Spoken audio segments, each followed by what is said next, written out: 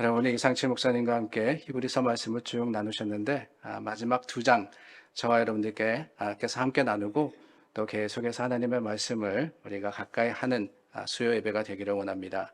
우리 1절 말씀 다시 한번 읽습니다. 우리 함께 읽겠습니다. 이러므로 우리에게 구름같이 둘러싼 허다한 증인들이 있으니 모든 무거운 것과 얽매이기 쉬운 죄를 벗어버리고 인내로서 우리 앞에 당한 경주를 하며. 1절 말씀은 이러므로라는 구절로 시작을 하고 있습니다. 이러므로 영어에는 therefore라고 되어 있는데요. 연결하는 접속사입니다. 우리가 많이 쓰는 그리고 그러나 이와 같이 그리하여 이러한 이 접속사의 하나로서 이러므로라는 단어가 사용되고 있습니다. 이런 접속사가 쓰일 때는 대부분 앞의 내용과 연결해서 앞의 구절과 연결되어서 나오는 내용들을 의미를 합니다. 성경을 우리가 읽을 때 보면은 장이 있고 절이 있지 않습니까? 그런데 원래 성경은 이 장과 절이 구분이 되어 있지 않았습니다. 쭉 하나의 문서로 되어 있던 것을 후대에 와서 이해하기 편하도록 또한 우리가 읽기 용이하도록 장과 절을 나누었습니다. 그런데 문제는 뭐냐? 그러다 보니까 나누어진 장 그리고 절을 따로따로 구분해서 생각하기 시작하더라는 거예요. 하나님의 말씀은 구분되어서 12장 말씀은 따로, 12장 3절 말씀 따로 이렇게 읽는 것이 아니라 전체를, 그 전체에 흐르는 하나님의 뜻과 또한 하나님의 생각을 우리가 이해해야지만, 그것을 우리가 듣고 또한 배워야지만 하나님의 계획과 그 섭리를 온전하게 깨달을 수가 있습니다. 그래서 여러분들께서 성경을 읽으실 때 한 장 한 장 따로따로 읽지 마시고 이러한 특별히 접속사가 나올 때는 그 앞에 어떤 내용이 있었느냐, 그 앞에 어떤 말씀을 하고 있느냐, 이것에 주의를 기울이시고 시간이 허락하시는 대로 그 앞부분을 한 번 더 읽어보시면은 왜 이런 접속사가 사용되었는지 또 왜 이런 교훈을 주시는지 더 잘 알 수 있지 않을까 하는 생각이 듭니다. 오늘 말씀도 그렇습니다. 이러므로라고 했는데요. 이 이러므로 하는 것은 therefore 하는 것은 그 앞의 내용에 이어진 교훈이라는 뜻입니다. 그 앞의 내용이 뭐냐? 다름이 아니라 히브리서 11장 말씀이죠. 지난주 수요일에 여러분들께서 히브리서 11장 말씀을 배우셨는데 이 히브리서 11장 우리가 잘 알고 있습니다. 믿음장이라고 불리지 않습니까?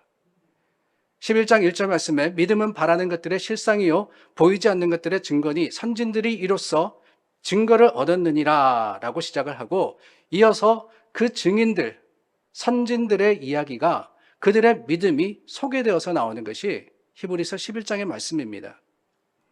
1절과 2절의 말씀과 같이 바라는 것, 보이지 않는 것, 다른 말로 하면은 not yet이라는 거예요. 현실의 증거는 없지만은 믿음의 증거가 있는 것을 확신하여서 우리 선진들은 그 약속의 확신을 가지고 살아갔습니다. 그러므로 말미암아서 믿음으로 승리한 사람들이 누구냐? 바로 11장에 나오는 11장에 소개된 성경의 인물들이더라는 거예요. 그들이 다 보았던 것은 아닙니다. 그들도 마찬가지입니다.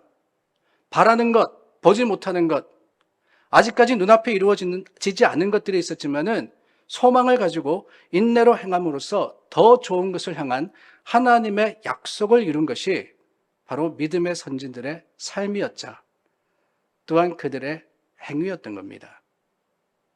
그 말씀에 이어서 이러므로라고 오늘 12장 말씀이 시작을 하고 있는 거예요. 뭐라고 합니까? 이러므로 우리도 경주를 해야 한다라고 하십니다. 무슨 경주냐? 다른 경주가 아닙니다. 우리 앞에 당한 경주라고 했는데 우리 앞에 당한 경주는 믿음의 경주입니다. 믿음의 경주를 경주해야 한다라는 거예요. 믿음의 선진들이 했듯이 말입니다. 그 믿음의 선지들의 예가 11장에 나오는데 너무나도 많이 나오죠. 아벨에서부터 시작을 해서 에녹, 노아, 아브라함, 사라, 이삭, 야곱, 요셉 쭉 이어져서 32절 말씀에 가서는 심지어는 뭐라고 하느냐? 내가 이 일들을 말하려면 시간이 부족하리로다 그랬습니다. 히브리 기자는 이 믿음으로써 우리에게 본을 보인 경주를 한 그 사람들의 예가 무수하다라고 소개를 하고 있는 거예요. 그런데 12절 1절 말씀은 뭐라고 하느냐? 우리에게 구름같이 둘러싼 허다한 증인들이 있다. 이 증인이 누구냐? 다름이 아니라 믿음의 선진들이죠. 근데 그 믿음의 선진들이 우리가 믿음의 경주를 하는데 둘러싸서 함께 하더라 라고 말씀을 하시는 겁니다. 함께 하더라. 구름같이 둘러싼 허다한 증인들이 우리에게 있다. 우리에게 있다. 여러분 믿으십니까? 우리가 믿음의 경주를 하는데 홀로 하는 게 아니라는 거예요. 우리에게는 하나님이 허락하신 믿음의 응원자들이 있습니다. 동력자들이 있습니다. 우리에게 하나님이 하신 일을 미리 보여주신 증인들이 있더라라고 하는 거예요. 둘러싼 허다한 증인이라 그랬는데 왜 둘러싸고 있겠습니까? 다른 게 아닙니다. 먼저는 응원하기 위해서 둘러싸 있는 거예요. 여러분 어릴 때 운동회 기억나십니까? 운동회를 할 때 항상 빠지지 않는 게 달리기입니다. 저는 잘 못했어요.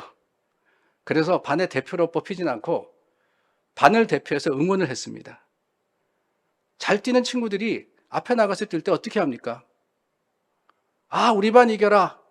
내 친구 이겨라. 그러면서 크게 응원하지 않습니까? 100m든 400m든 그곳을 둘러싸고는 모든 학생들이 소리 지르면서 응원합니다. 그 응원의 힘을 받아서 더 열심히 뛰는 거예요. 더 힘을 내는 겁니다. 믿음의 선진들은 바로 그러한 역할을 하면서 우리와 함께 해 주시는 거예요. 그들을 하나님께서 우리에게 허락하여 주신 것은 바로 그 응원의 힘과 능력을 받으라고 말씀하시는 것이죠. 뿐만 아니라 응원만 하는 것이 아닙니다. 이 허다한 증인들은 우리와 함께 지금도 경주하고 있습니다. 성경에 나오는 믿음의 선진들의 그 사역과 그들의 삶과 죽음이 종료된 게 아니라는 거예요. 우리는 여전히 그들의 삶의 교훈을 통하여서 하나님의 하신 일을 확신하며 뿐만 아니라 이 믿음의 선진들은 지금도 우리 삶에 하나님의 하신 일의 온전한 증거뿐만 아니라 증인으로서 우리의 삶을 같이 살아가고 있는 겁니다. 하나님과 그의 보내신 자, 주 예수 그리스도를 믿고 따르는 일 쉽지 않습니다. 우리 앞에 당한 경주를 한다 그랬는데 이 경주라는 것은 사실 어려운 일입니다. 그렇기 때문에 도움이 필요한 거예요. 그 사실을 우리 하나님은 분명히 아십니다. 우리 혼자로서는 도저히 할 수 없는 이 세상의 삶의 무게가 얼마나 무겁습니까? 우리가 살면서 당하는 여러 가지 어려움들과 실망과 좌절들이 지치게 할 뿐만 아니라 때로는 좌절하게 합니다. 세상이 결코 녹록지 않다는 것을 우리 하나님이 아시기 때문에 하나님은 우리를 실패하기를 원치 않으시기에 이 믿음의 증인들을 우리와 함께 하나님을 향해 설 수 있는, 우리와 함께 하나님께 나아갈 수 있는 동력자와 또한 우리가 배울 수 있는 교훈자로서 세워주시는 거예요. 그 달리기의 경주, 그 믿음의 경주, 여러분들 오늘도 새 힘을 내어서 뛰어가시기를 바랍니다. 하나님께서 우리에게 허락하여 주신 그 승리의 고지를 향해서 오늘도 다시 한번 마음을 추스리시고 주님이 허락하신 그 믿음의 증거를 붙들며 승리에 이르기까지 쉬지 않으시는 여러분들이 되시기를 예수님의 이름으로 축원합니다. 1절 말씀 후반부에 보니까 이 허다한 증인들이 있는데 우리가 어떻게 경주를 해야 하느냐라는 교훈을 주고 계십니다. 모든 무거운 것과 얽매이기 쉬운 죄를 벗어버리고 인내로써 그랬습니다. 세 가지가 나오죠. 먼저는 모든 무거운 것, 그 무거운 것을 벗어버려야 된다 그랬습니다. 여러분, 세상을 살아가는 것이 참 힘든 것 같습니다. 우리 주님도 그 사실을 아십니다. 그래서 수고하고 무거운 짐진 자들아 다 내게로 오라 그러지 않으십니까? 세상 살아가는 자체가 수고하고 무거운 짐을 지는 것과 같더라는 거예요. 그 무거운 짐이 어떤 것들입니까? 다른 게 아니죠. 세상의 걱정과 근심과 염려가 바로 우리 삶의 무거운 짐입니다. 걱정 없는 삶은 없지 않습니까? 의식주에 대한 염려, 돈에 대한 염려. 아니, 의식주와 돈은 어느 정도 갖추었다 생각하면은 또한 건강에 대한 염려가 찾아옵니다. 가족에 대한 염려도 있죠. 여러 가지 걱정과 근심을 우리는 완전히 떨쳐버릴 수는 없더라는 거예요. 우리 힘으로는 불가능합니다. 그러나 이 무거운 짐을 벗어버릴 수 있는 방법이 있는데 그게 뭐냐? 다름이 아니라 주님 앞에 내려놓으면 되는 거예요. 우리 힘으로는 할 수 없는 그것을 하나님은 하십니다. 하나님은 우리의 죄와 또한 모든 무거운 것을 대신 져 주신다고 말씀하셨고 또한 약속하셨습니다. 그러므로 우리는 이러한 무거운 것들을 다 내려놓고 또 뭐라 그러느냐? 얼매이기 쉬운 죄를 벗어버리자 그랬습니다. 얼매이기 쉬운 죄. 얼매인다 그러는 것은 다른 게 아닙니다. 이렇게 이 발이나 아니면 팔 같은 것들을 얼매는 거, 묶어버리는 거, 이런 것을 이야기하는 거예요. 그런 죄가 어떤 죄일까? 가만히 생각해 보면은 저는 그런 것들이 아닌가 하는 생각이 들어요. 우리가 분명하게 죄로 인식할 수 있는 것은 피합니다. 신앙생활하면서 이것은 분명한 죄다 알기 때문에 우리는 그 죄를 범하지 않으려고 노력해요.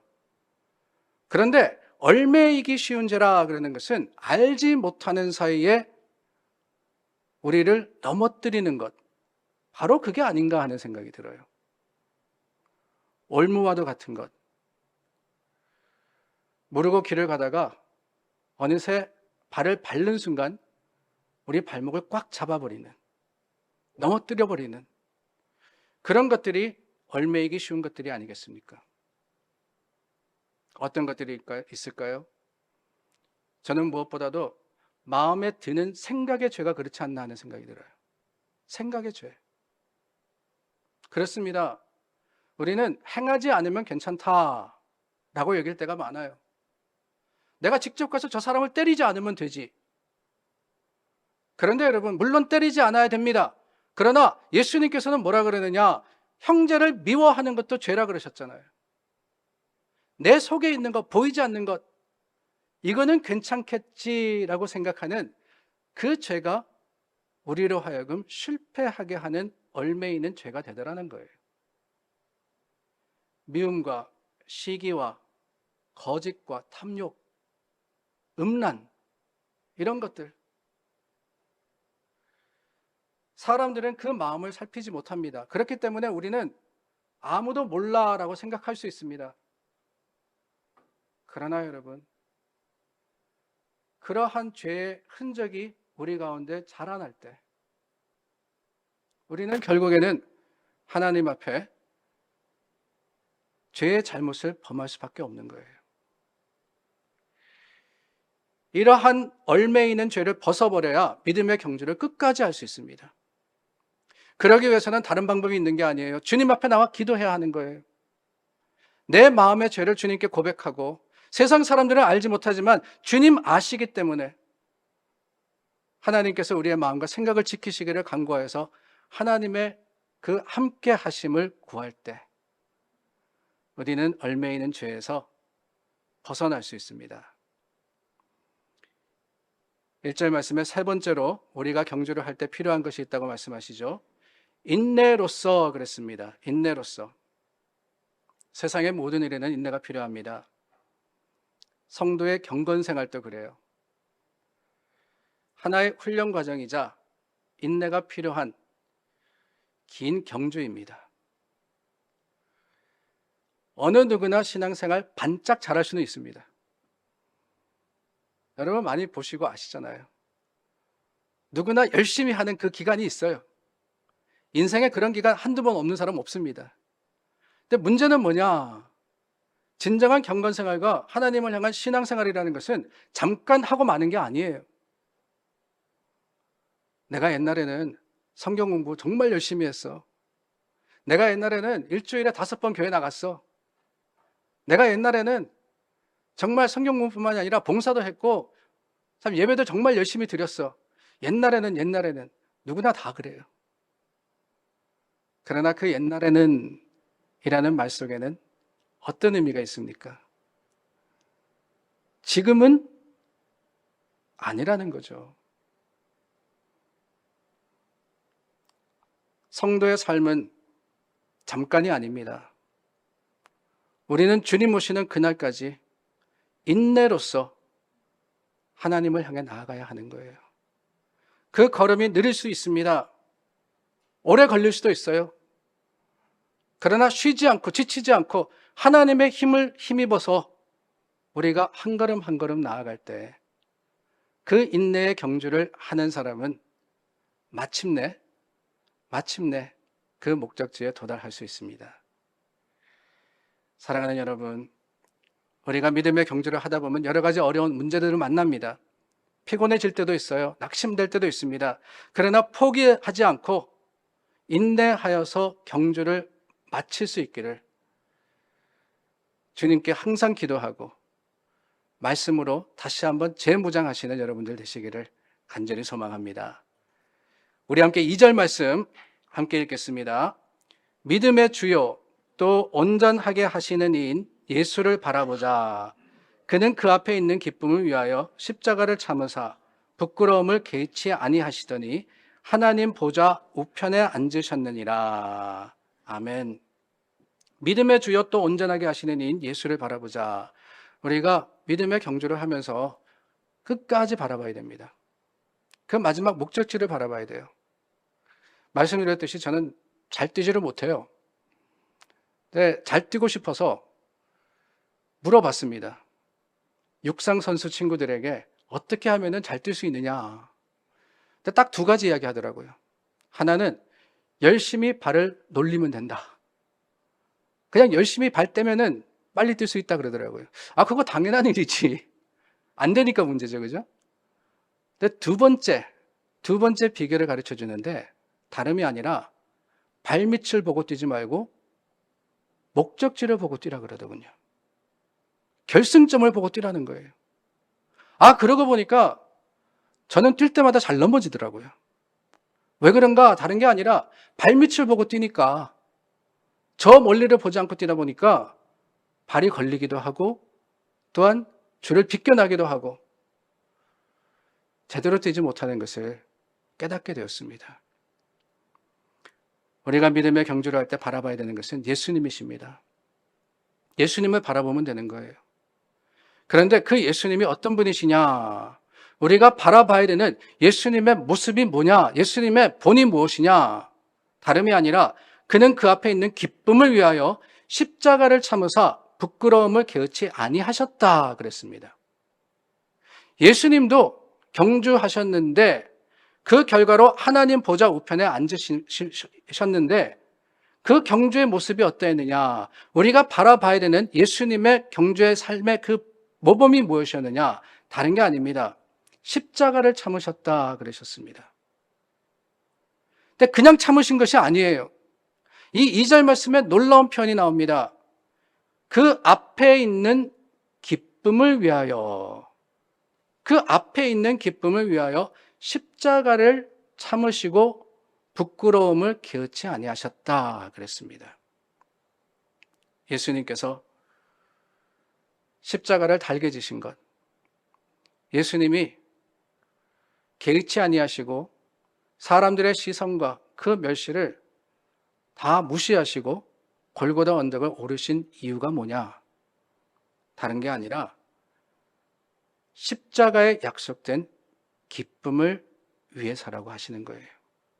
십자가의 기쁨, 그 앞에 놓여진 아버지의 약속 가운데 주어진 십자가의 기쁨을 예수님은 바라보셨기 때문에 믿음의 승리로서 경주를 마치셨던 겁니다. 그런데 여러분, 십자가의 기쁨 이해가 되십니까? 예수님 앞에 놓여진 그 기쁨이라는 게 결국에는 십자가였고 그 죽음이었다는 게 여러분들은 동의가 되십니까? 저는 이해가 안 되더라고요. 아니, 십자가라는 거 결코 화려한 것이 아닙니다. 형틀이었습니다. 거기에 죄인들을 못 박아 죽이는 곳이었어요. 도구입니다. 근데 그곳에 무슨 기쁨이 있으며 예수님이 가신 골고다 길이 어떻게 즐거울 수 있었느냐? 세상의 생각으로는 도무지 이해가 되지도 않을 뿐더러 받아들일 수도 없습니다. 그러나 분명히 성경은 뭐라 그랬느냐? 예수님께서 그 앞에 있는 기쁨을 위해서 십자가를 지셨다 그랬었어요. 그 기쁨이 도대체 뭐냐? 아니, 수치와 고난을 당하면서도 개의치 않을 수 있었던 그 기쁨이 무엇이었기에 예수님께서는 그 삶을 죽음으로 또한 십자가로 향하셨을까? 먼저 그 기쁨은 십자가의 달리심으로 하나님을 영화롭게 하는 것이기 때문에 예수님은 그 기쁨을 바라보셨던 거예요. 요한복음 17장 1절 말씀에 보면은 예수님이 하나님께 기도하시는데 이렇게 기도하십니다. 아버지여, 때가 이르렀사오니 아들을 영화롭게 하사 아들로 아버지를 영화롭게 하옵소서. 이 영화롭다라는 그 단어는 히브리어로 독사조라 그럽니다. 근데 그 뜻이 알게 하다라는 뜻이에요. 우리가 하나님을 영화롭게 한다라는 것은 심플하게 이야기하면은 하나님을 드러낸다라는 거예요. 우리가 어떤 행위나 모습으로서 없는 것을 있게 하는 게 아니라는 거죠. 하나님은 이미 영화로운 분이십니다. 하나님은 이미 영광스러운 하나님이십니다. 그런데 우리가 하나님을 영화롭게 한다라는 것은 우리 행위로서 그 하나님의 모습이 달라지는 것이나 하나님의 그 영광이 어떤 모습으로 더해지는 게 아니라 이미 드러나 있는 그 영광을 우리가 보여준다. 이런 의미라는 거예요. 사람들이 알게 한다라는 겁니다.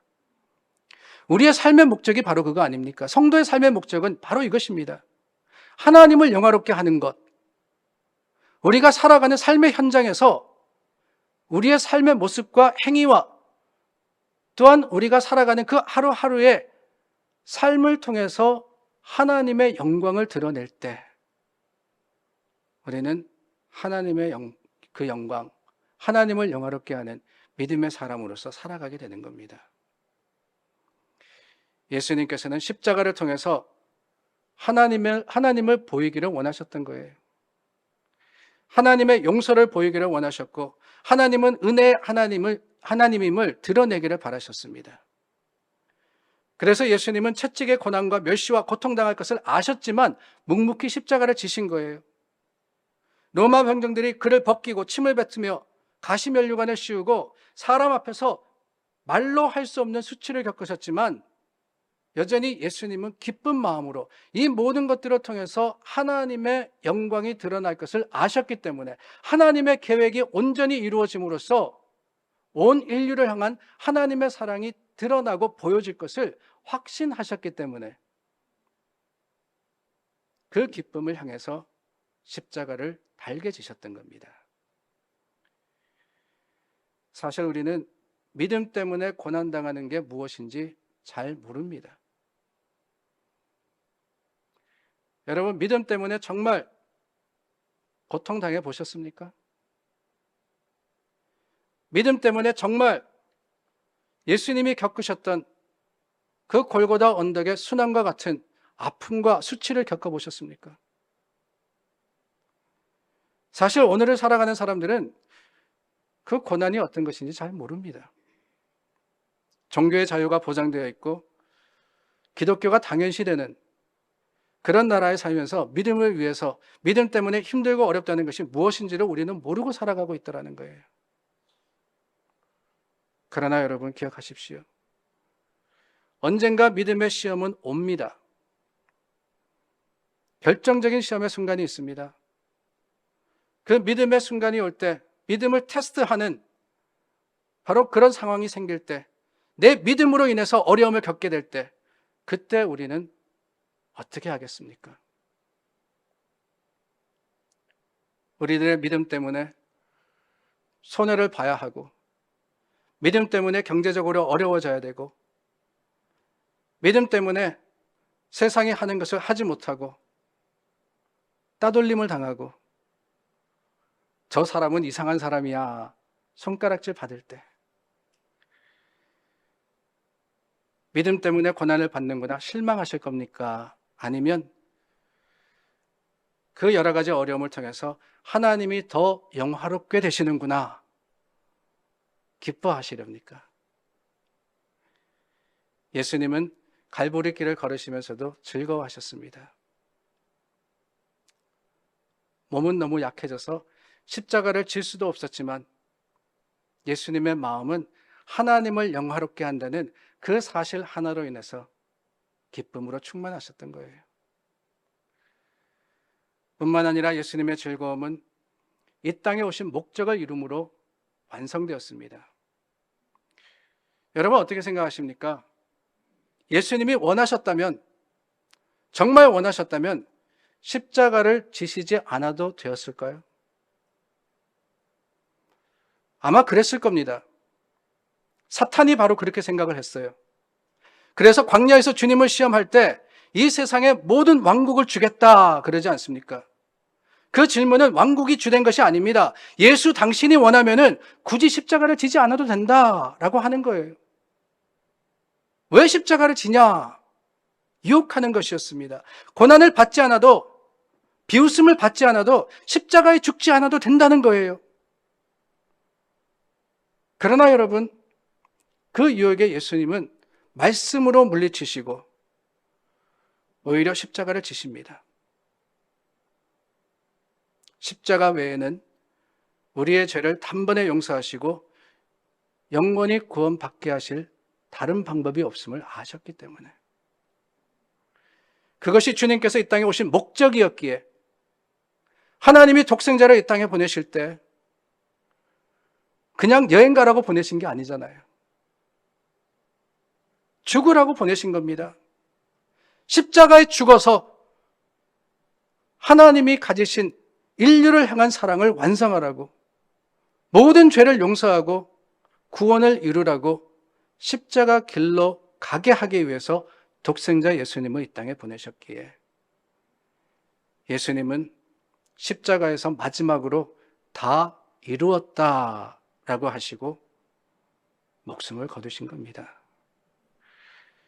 여러분, 그것은 패배한 자의 한숨이 아니었어요. 하나님의 목적을 완전히 이룬 승리의 외침입니다. 마치 경주를 다 마치고 그 결승점을 지날 때 승리했다라고 환호하는 것 같이 다 이루었다.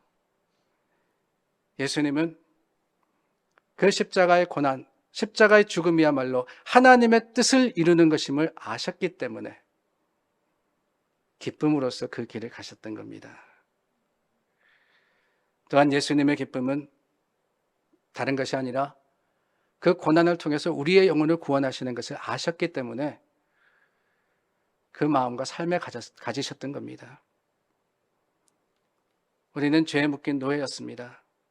그러나 예수님께서 우리를 자유하게 하셨습니다. 우리는 유죄였지만 우리의 죄를 용서하시기 위해서 예수님께서 오셨고, 우리 스스로 용서받을 수 없었지만 예수님께서는 십자가를 지시고 우리를 구원하셨을 뿐만 아니라 우리에게 영생을 주셨습니다. 그 모든 것을 이루을 수 있었는데 어찌 예수님이 기뻐하지 않으실 수가 있었어요? 영원한 지옥에 빠져서 울부짖을 수밖에 없는 그런 저와 여러분들을 예수님이 한 발 한 발 십자가를 향해서 발걸음을 옮기실 때마다 구원할 수 있었다는 사실을 예수님이 아셨기 때문에 그 한 영혼의 생명이 예수님께는 기쁨이었고 감사였으며 또한 즐거움이었던 거예요. 세상 사람들은 예수님이 당하는 고통을 보면서 손가락질하고 비웃었습니다. 왜 비웃었어요? 거기에 수치가 있었고 부끄러움이 있었기 때문에 그래요. 말씀드렸듯이 십자가라는 것은 형틀이었습니다. 죄인들이 지는 것이었어요. 그러나 하나님이 보신 예수님의 십자가는 오히려 인류를 구원할 수 있는 자랑이었고 기쁨이었으며 소망이었기 때문에 예수님은 그 고통을 끝까지 참으시고 완전한 기쁨으로써 죽으시고 부활하셨던 겁니다. 우리가 예수님을 바라보고 오늘 경주하는 것은 다른 게 아니에요. 예수님이 이루신 이 놀라운 사건, 그 구원의 사건이 우리 앞에 주어졌고 또한 영생이 약속되었기 때문에 우리도 십자가의 기쁨, 어떻게 보면은 역설적입니다. 그러나 그 십자가의 기쁨이 분명히 하나님의 주신 축복임을 알아서 다시 한번 새 힘을 내어서 예수 그리스도를 향해 그 십자가를 향해서 달려가는 것입니다. 3절 말씀 볼까요? 함께 읽겠습니다. 너희가 피곤하여 낙심하지 않기 위하여 죄인들이 이같이 자기에게 거역한 일을 참으신 일을 생각하라. 우리는 이 세상의 악한 자들 때문에 또 심지어는 가까운 사람들의 여러 위선과 부족 때문에 낙심할 때가 많습니다. 그때 우리가 기억해야 하는 것은 예수님의 고난과 인내입니다. 우리가 예수님을 생각하고 주님을 바라본다면 어떤 상황 속에서도 우리는 믿음의 경주 가운데 피곤하지 않고 낙심하지 않으며 새 힘을 얻을 수 있습니다. 믿음의 경주는 다른 곳에서 힘을 얻는 게 아니에요. 주님 안에서 얻는 겁니다. 주님의 삶에 또한 주님의 그 죽음의 교훈을 통해서 우리가 오늘 우리 삶을 비추어 볼 때 우리는 다시 한번 소망을 가질 수 있는 거예요. 참는다 그랬죠. 낙심하지 않기 위해서 예수님께서 자기에게 거역한 일을 참으시니, 그러니까 예수님이 참으신입니다. 그 거역한 것을 참으셨다 그랬는데 이 참는다는 게 사실은 참 힘듭니다. 우리가 흔히 그런 말 하잖아요. 성질대로라면 확 해버리고 말지. 그런 마음 들 때가 있어요. 그죠? 내 성격대로라면은, 성질대로라면은, 도저히 못 참겠는데? 그런 생각이 들 때가 있습니다.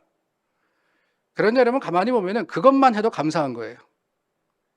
성질대로라면이라고 하는 것은 성질대로 하지 않은 거기 때문에 그나마 한번 참은 거거든요. 그것도 감사한 거예요. 우리 삶이 얼마나 조급합니까? 아니, 세상이 바빠지면 바빠질수록 더 그런 것 같아요. 참지 못하는 세대가 바로 오늘날의 세대입니다. 여러분, 엘리베이터 타면은 층수를 누르지 않습니까? 여러분들은 어떠신지 모르겠지만은 층수만 누르고 기다리시는 분 별로 없어요. 저도 그러지 못해요. 3층 가야 된다 그러면은 엘리베이터 타서 3층 딱 누르고 난 다음에 그 다음에 바로 누르는 게 있지 않습니까? 뭐예요? Close door. 제일 밑에 보면 화살표로 되어 있는 거 있거든요. 오픈 도어가 있고 바로 옆에 클로즈 도어가 있는데 층수 눌러놓고 난 바로 그냥 클로즈 도어를 눌러요.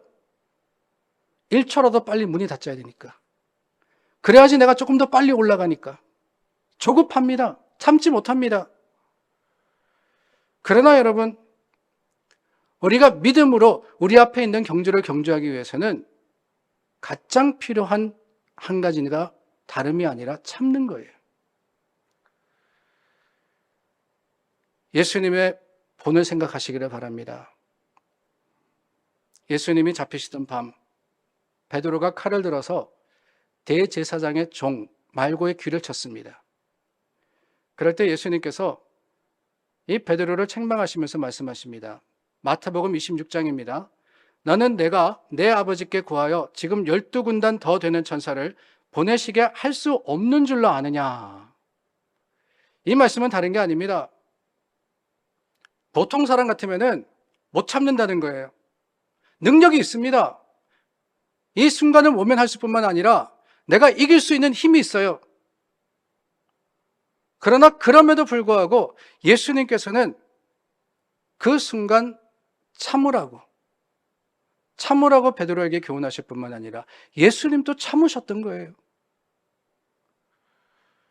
하나님의 영광을 이루기 위해서, 믿음의 경주를 다 경주하기 위해서 열심히 달려가다가 중간에 급한 일이 생각나서 탈주하는 게 아닙니다. 열심히 달려가다가 힘들고 어려워서 그 순간 주저앉는 게 아니에요. 끝까지 참으며 달려갈 때 승리가 우리 앞에 주어지는 겁니다. 4절 말씀 계속해서 봅니다. 제가 읽겠습니다. 너희가 죄와 싸우되 아직 피 흘리기까지는 대항하지 아니하고, 아직 피 흘리기까지는 대항하지 아니하고. 우리가 죄와 싸우고 있습니다.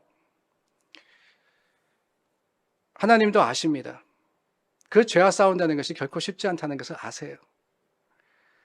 그런데 여러분, 가만히 생각해 보면은 우리가 힘들게 가는 그 신앙의 경주와 고난은 사실 아직 작은 겁니다. 예수님께서는 십자가에 못 박혀 피 흘려 죽으셨어요. 우리 믿음의 선배들도 하나님의 나라와 교회를 위해서 순교했습니다.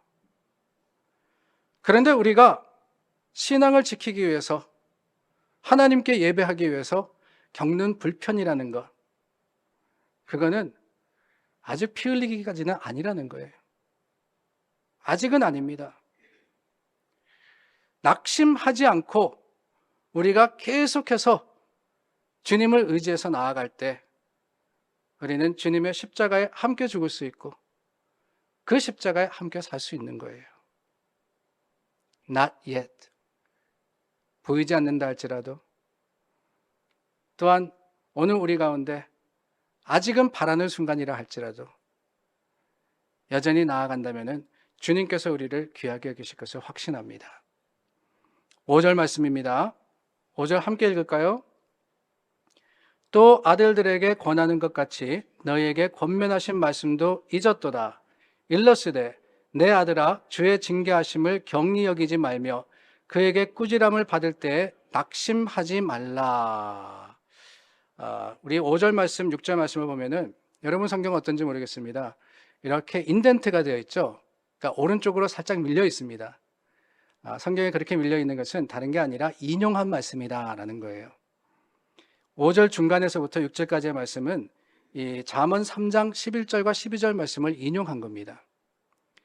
잠언의 말씀에 자녀들에 대해서, 또한 부모들에게 이 자녀들의 양육에 대해서 가르치시면서 뭐라 그러느냐, 또한 자녀들에게 말씀하시기를 이 징계함을 경히 여기지 말고 오히려 낙심하지 않음으로써 그 모든 징계가 유익한 것임을 깨달으라 라고 말씀하십니다. 여기서 징계라는 단어가 나오는데요, 주의 징계하심을 경히 여기지 마라. 징계라는 것을 영어 성경에 보니까 discipline이라고 되어 있습니다. discipline. 우리 믿음의 경주에는 하나님의 징계도 있더라 하는 거예요. 잠언 13장 24절 말씀에 보면은 회초리를 아끼는 자는 자기 아들을 미워함이라. 자식을 사랑하는 자는 근실히 징계하느니라 그랬습니다. 잠언 말씀을 읽다 보면은 가끔은 좀 이렇게 세게 이야기하시나 라고 생각될 때가 있어요. 하나님의 교훈은 분명합니다. 아들을 사랑하면은 징계하라는 거예요. 사랑하는 자는 근실히 징계하느니라. 근실히, 다르게 표현하면 열심히죠. 열심히 징계해야 된다. 왜 그렇습니까? 다름이 아닙니다. 우리는 징계라는 단어를 들을 때 부정적인 의미로 생각을 해요. 그러나 이 징계라는 단어를 말씀드렸듯이 discipline이라는 영어 단어로 표현될 수 있는데, 이 discipline의 뜻은, 징계의 원래 의미는 다른 게 아닙니다. 그냥 벌하는 게 아니고요, 잘못된 것을 바로 잡기 위해서 하는 그러한 교훈과 가르침을 이야기하는 거예요. 조금 더 근본적으로 들어가 보면 이 discipline이라는 단어 자체가 그렇습니다. 그 앞에가 this라는 접두사가 있습니다. this라는 것은 따로, away라는 뜻이 있어요. 그리고 이 cypher라는 뜻에는 어떤 단어가 뜻이 있냐면은 이 take한다, 취한다라는 게 있습니다. 그래서 징계라는 것은 떼어내다라는 의미가 있는 거예요. 뭔가 나쁜 습관이 있을 때, 잘못된 것이 있을 때 그것을 교훈하며 가르침으로써 그 잘못을 제거하는 것, 이게 바로 징계입니다. 미워서 하는 게 아니에요. 부모가 자식을 징계할 때 그 자식이 미워서 혼내는 부모가 어디 있습니까? 마음이 아프지만, 힘들고 어려울 것 알지만 사랑하기 때문에 자식 잘 되라고 가르치고, 또한 때로는 혼내기도 하고 다스리는 것이 바로 오늘 말씀에 나오는 징계의 의미입니다. 이 징계라는 것은 그러므로 교육과 훈련을 포함합니다. 그저 너 잘못해서 지적하는 게 아니에요. 잘못한 것이 있으면은 옳은 것이 무엇인지를 가르치고 그렇게 할 수 있도록 함께 이끌어주는 것을 포함하는 것이 징계입니다. 예수님께서는 바로 그러한 마음으로 우리 삶에 계시는 거예요. 우리 삶에 일어나는 여러 가지 일들, 때로는 우리가 원치 않은 일도 있습니다. 때로는 시련이 올 때도 있어요. 여러 가지 힘든 일이 생기기도 합니다. 그러나 그 모든 것들은 주님께서 우리에게 허락하실 때 우리를 미워해서도, 또한 우리에게 하나님이 사랑하지 않으시는 그런 삶의 모습이 있어서도 아닙니다. 오히려 우리가 잘 되기를 바라시기 때문에 더욱더 바른 길을 가도록 우리를 이끄시는 것이 주님의 마음이자, 또한 우리를 징계하시는 하나님의 의도인 것을 우리는 깨달아야 합니다. 그렇습니다, 여러분. 6절 말씀에 이어서 이렇게 말씀하십니다. 주께서 그 사랑하시는 자를 징계하시고 그가 받아들이시는 아들마다 채찍질 하심이라. 채찍질 하심이라. 어떻게 생각하면 무시무시합니다. 요즘은 채찍질 하는 경우는 별로 없잖아요. 그가 받아들이시는 아들마다 채찍질 하신다. 말씀드렸듯이 이 모든 것들은 오히려 사랑의 증거이기 때문에 우리는 하나님의 징계를 받을 때 낙심하는 것이 아니라 오히려 소망해야 합니다. 이 과정을 통해서, 아니, 하나님께서는 우리에게 무관심하신 것이 아니라 우리를 너무 사랑하시기 때문에 버려두시는 것이 아니라 징계하신다는 사실에 감사할 수 있는 믿음의 성숙을 가질 때 우리는 우리의 삶을 통해서 하나님의 뜻과 그 하나님의 말씀의 의미를 조금 더 깨달아 알고 주님을 조금 더 사랑할 수 있는 힘과 능력을 가지게 되지 않겠습니까? 사랑하는 여러분, 우리 앞에 믿음의 경주가 놓여 있습니다. 그 믿음의 경주의 길은 결코 쉬운 것도 결코 짧은 것도 아닙니다. 그러나 그들 앞에 놓인 경주를 경주함으로써 승리한 증인들이 있지 않습니까? 그 증인들을 통해서, 또한 그들이 지금 우리를 응원하고 우리와 함께 주님을 향해서 서 있다는 사실을 기억하고 다시 한번 우리 앞에 놓인 경주를 경주할 뿐만 아니라 믿음으로써 예수 그리스도 가신 길, 기쁨의 십자가를 향해서 가신 그 발걸음을 쫓아서 주님 끝까지 가신 그 길에 마지막에 놓여있는 십자가에 도달할 수 있는 저와 여러분들이 될 수 있기를 간절히 소망합니다.